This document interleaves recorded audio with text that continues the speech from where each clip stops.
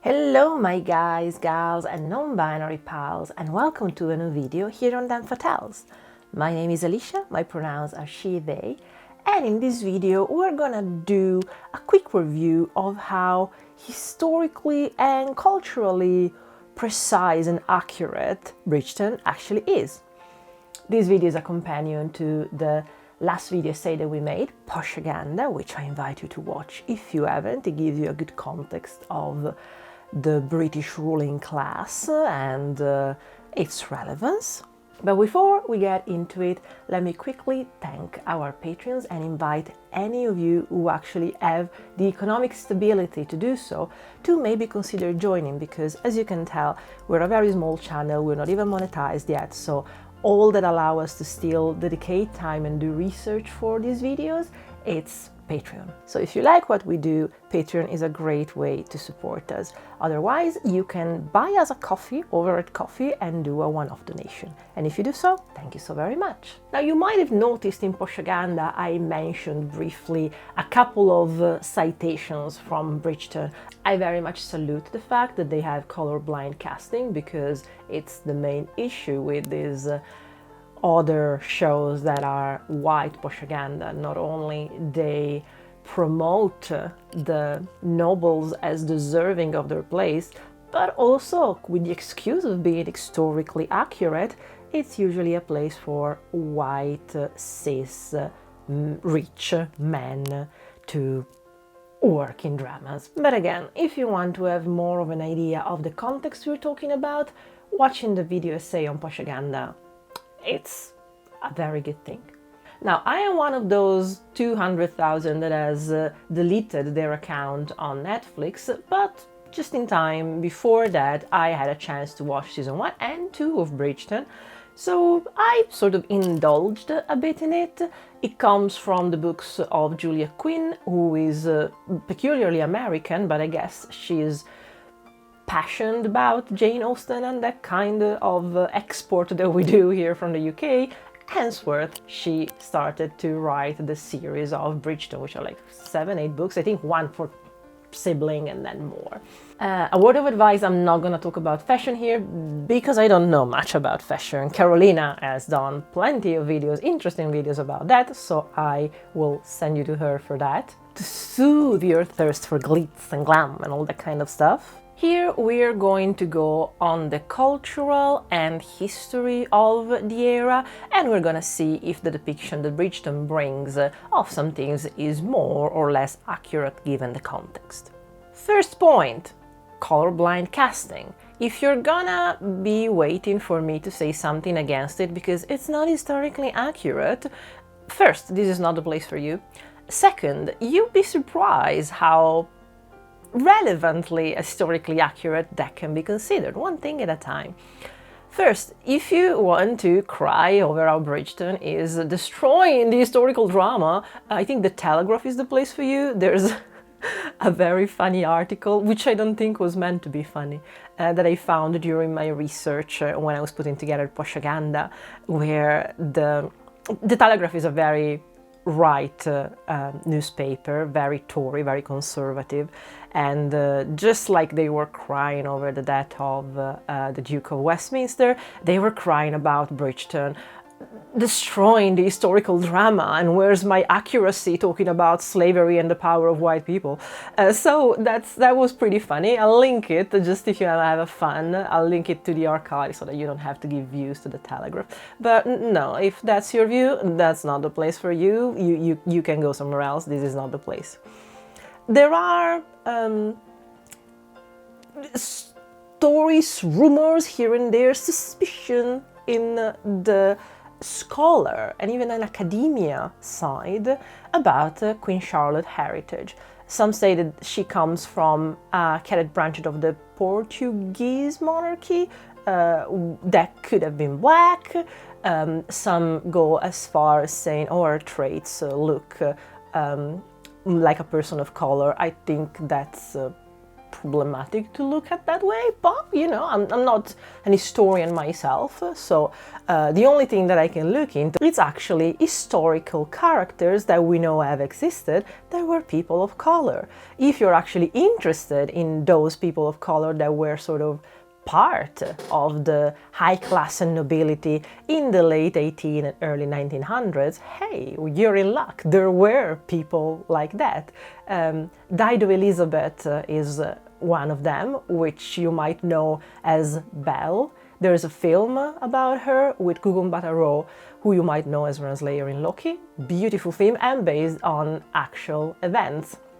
She was a heiress. Her father was the cousin, nephew, don't quite remember, of an earl who was a justice, a judge.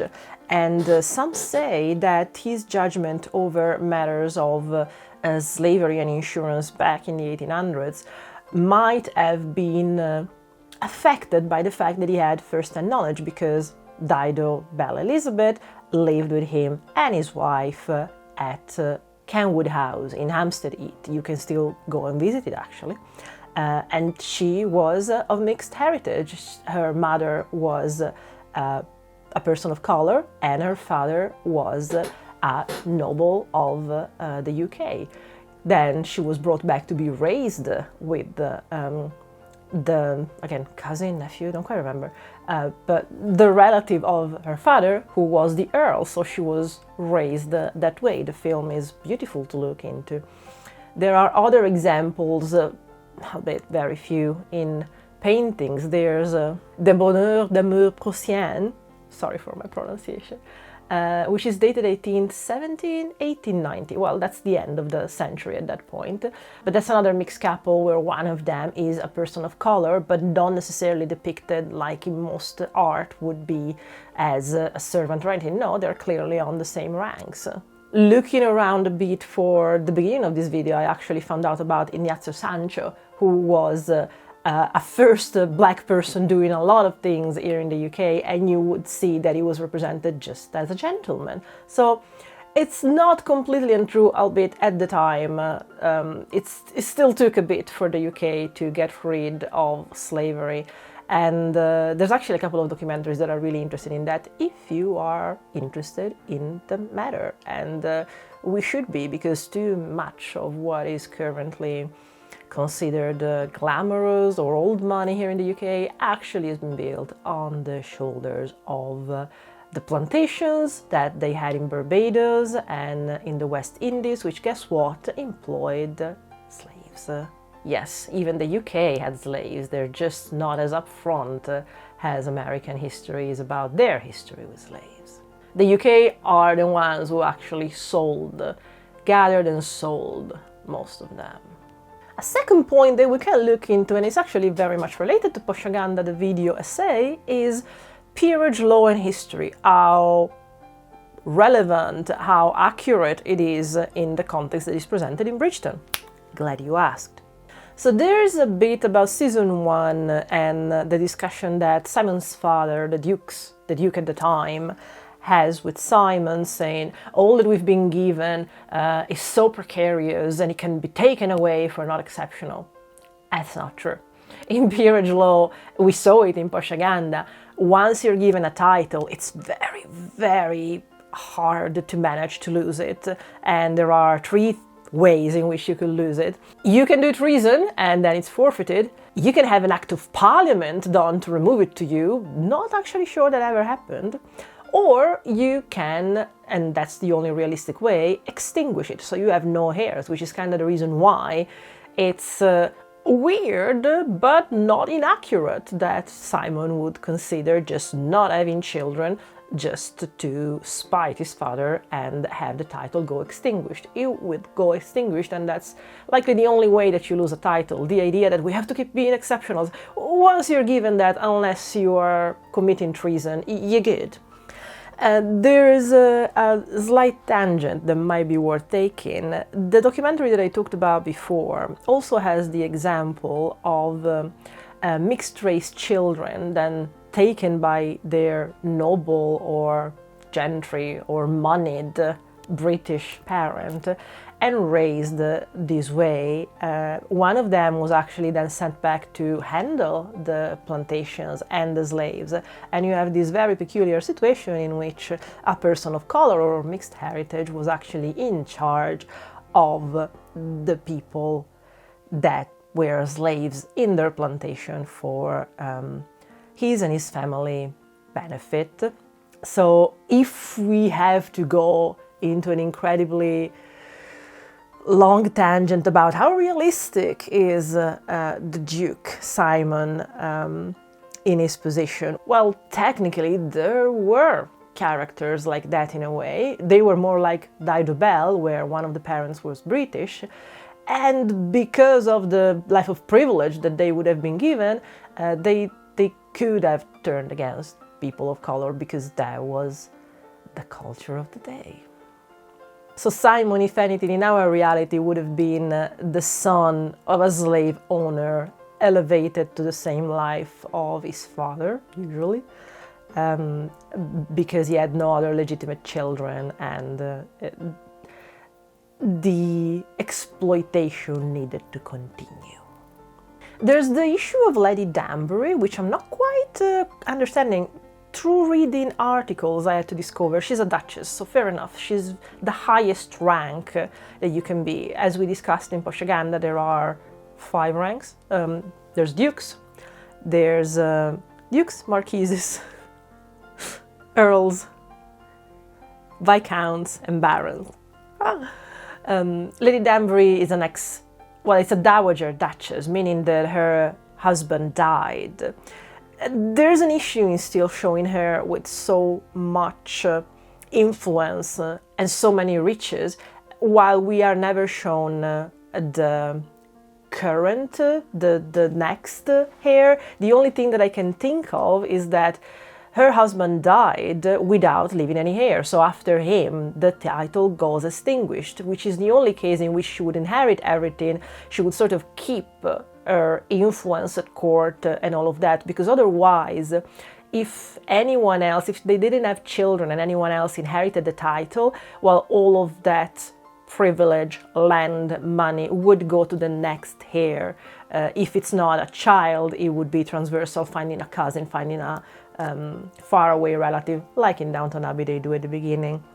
So her influence and power and money would be greatly reduced. So my best guess is that her husband died and the title is going extinguished after him, so that's why she got it all. The different ranks, like dukes, marquises, earl, viscount, and barons, also explains why the Featheringtons might be seen so lowly.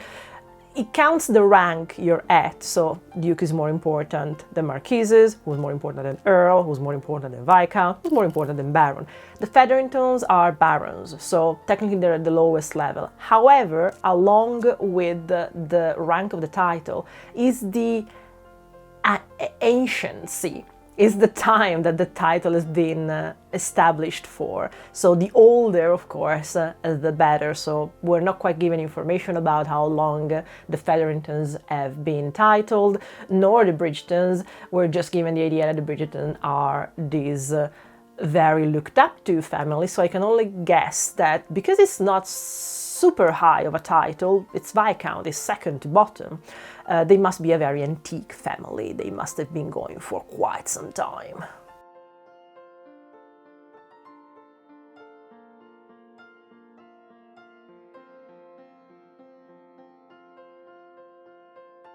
On the matter of the Bridgerton family, there's a sad truth that it's not been talked about, which is Anthony is the Viscount, is the one that inherited the title and the land and the money, and as we mentioned, the entire point of passing through the first male heir is that anybody else would get easily lost. They are not entitled to money, they are not entitled to a title, they're all gentlemen and commoners, which is why it's so important, it's depicted as so important for all of the Bridgerton girls to do good matches. Daphne even raises in rank because they are viscounts and she marries a duke, so now she's a duchess.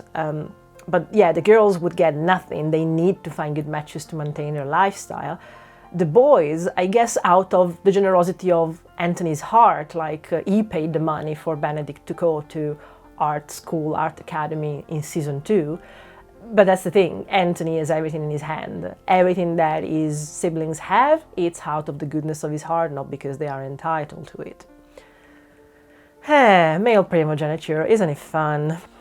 Oh, now we're going into the historical part, which I very much like, because I accidentally found information in a book that I was already reading for other reason, which is Glamour, A History of by Stephen Gundle. Stephen Gundle writes really, really well. I really like him. He's a professor at the University of Warwick, and he has a deep understanding of Italian culture. So basically, maybe I'm biased on that. He can have a good take on Italian culture without being biased or defensive as Italian people are. So that's a nice thing. Anyway, he writes amazingly well. So the first thing that I discovered and put together through this was Regency era and social papers. What is the relevance of something like Lady Whistledown's paper? That's actually very much based in truth. Like, I don't know if Julia Quinn did enough research back in 2000, because these books are like 20 years old, to find out that yes, historically that's very accurate. And I discovered this because I was going through the how does the Queen declare the diamond of the first water, and turns out the Queen didn't, but these social papers going around focusing on the heresies, the social season, would actually focus on the various debutantes and their marriage prospects, even back in the 18th century. And therefore they were the ones talking about these debutantes and establishing the superiority of one over the others. So it was actually social papers that established the value of a diamond or not quite the Queen. While the phrase diamond of the first water was never used to single out any one young woman who would top the season, it is true that certain women were marked by the press of the day as great beauties. Their names would appear in newspaper, they would be written about and publicly celebrated, becoming celebrities of the season. On occasion, they were ranked with score sheets. So, interestingly, a glamour started to be established in the early 1800s. Napoleon apparently was the first one to understand the importance of having a far-reaching perception of wealth, glamour, because all of that would translate into a perception of power. So were there gossip sheets like Lady Whistledown? Absolutely. Actually, there's one literally written by an anonymous lady that went by Mrs. Krakenthorpe.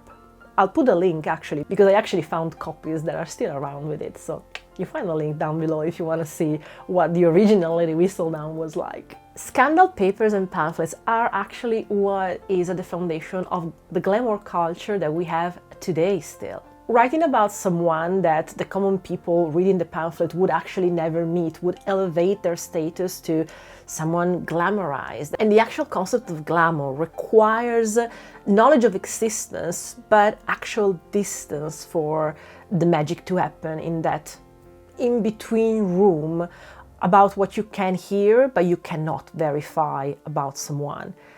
It's basically the idea of never meet your heroes.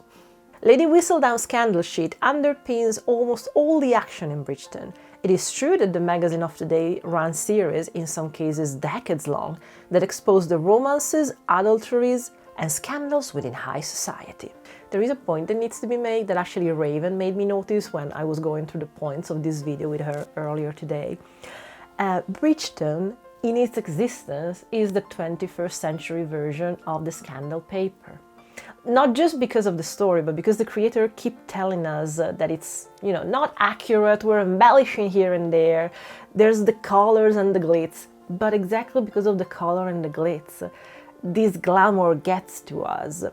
And there's a chance that we get involved enough watching it because it's pleasurable to watch, that the information we get from it gets stuck in our head, whether it is realistic or not, and maybe it will be stuck there in a year or in 10 years' time. So Bridgerton, in a way, is supporting, indeed, this life of ephemeralness, of poshaganda, despite the good sides of the color-blinding cast and all of that kind of stuff, because we just consume it for entertainment. It's beautiful to watch. There's a spectacle that catches our eye, and because there's the excuse of entertainment, we just watch it, passively enjoying it, without thinking much of what it means to look and lust after riches, fundamentally. People, again, born better than us for no absolute merit. And the fact that people don't quite think about that because it's enjoyable to look at the colors, the glitz and glam, contributes to the issue a bit. Sorry, Shonda. Another thing that Stephen in Glamour made me notice is that the fashionability of France that it's depicted more than anything in the character of Madame Delacroix, it's a bit ahead of its time. Because actually, it wasn't until 100 years later then Paris and France would be associated with fashionability, glamour, high life, all that kind of stuff. And the growth of Paris, specifically reputation for fashionability, actually comes as a consequence of the end of the Regency era. Because after George III dies and George IV becomes king, we then get William and then we get Victoria. Victorian times cracked down on the joie de vivre, in a sense, of the Regency era. It brought puritanical manners back, and courtesans, which were entrenched in the lavish life and lifestyle of the Regency era, had to flee across the Channel and brought with them the high life, high style, and lavish, alluring culture to Paris, which developing through the next 70 years up until the early 1900s, brought to Paris an establishment in sense of culture, riches, theater, fashionability. The things got very, very entrenched together, to the point that by the early 1900s, New York especially saw Paris as extremely fashionable. And with a lot of new money, Gilded Age kind of characters there, it was an amazing place to just go and serve the riches, the nouveau riche. So you'd have dressmakers and hairdressers actually picking up French names, exactly like Madame Delacroix does, to try and attach that allure to themselves. But back to Bridgerton, in the early 1800s, it's really unlikely that someone would try to pass for French for the fashionability, which wasn't there yet, but especially because we're still in the midst of the war with France and Napoleon, which goes on 1793 to 1815 at Waterloo. Bridgerton started in 1813, so we're deeply at war with France, so it is likely that, if anything, there would have been a bit of an anti-France sentiment in Britain, so I'm not sure that Madame Delacroix is credible in that existence, just for that. She would be much better off keeping her British accent. Interestingly though, the part of Sienna, which by the name I can only guess she would be Italian and a soprano, it makes more sense in the context of demi-monde and courtesan life. So again, if you want to learn more about that, this is very good information that drags you from the Napoleon era to the impact of theatre to the courtesan life. Very, very nice indeed. But in that sense, yes, Sienna makes sense because part of that allure of high life courtesans was also the fact that they were adapting the arts, they tended to be exotic. If Sienna is actually Italian, they would have been felt as exotic, so that kind of makes sense. Fifth point and last, why? Why do I always try to make short videos and we drag it this long? I'm sorry about that. Would you like shorter videos? Anyway, fifth point is Queen Charlotte and the Regency. Well, first point, she wasn't actually the regent. Her son, who would become George IV, was the regent. But it is very relevant and active, and another point that Glamour made me realize, that the season, the importance of the marriage market would be presided on by women. So of course the Queen would have been the most relevant for that kind of discourse. So it makes sense in that sense, but she's not the actual Queen Regent. The Regent is her son for all governmental parts. But fair enough, she's the most relevant in the context of the debutante's ball, the social life, the marriage market.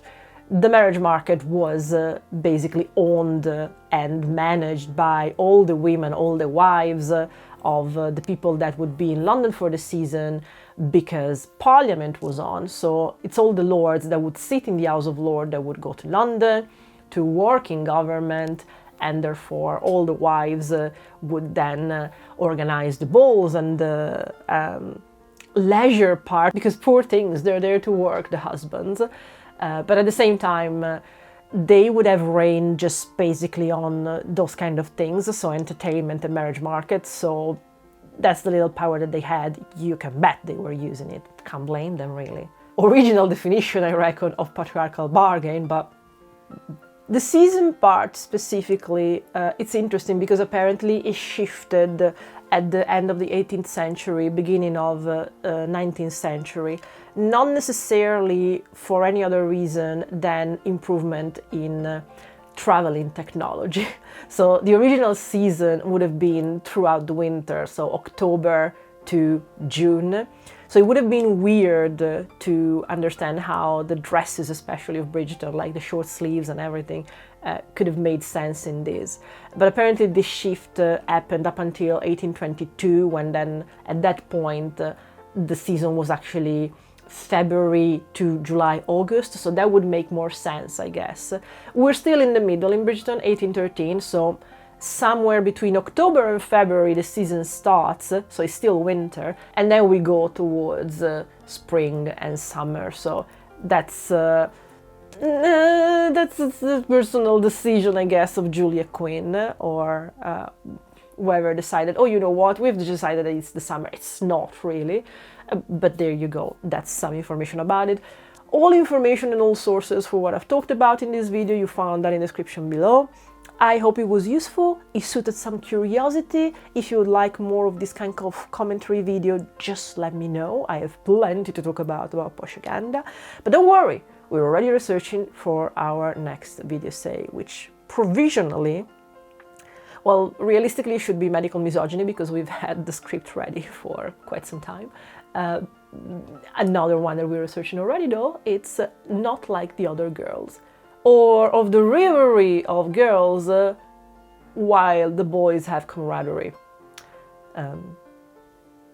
Which situations in life made me found really interesting, and as you might have noticed on my TikTok, I like to break down, because as Chiara Lascura says, other women are not my competition. I stand with them, not against them. She's amazing. She's half of Bella di Faccia, and I will leave the link to that amazing print as well, and her shop in the description as well. Thank you so very much for watching. I am very astounded that you decided to spend time with me, but thank you nonetheless. And I will see you at the next video.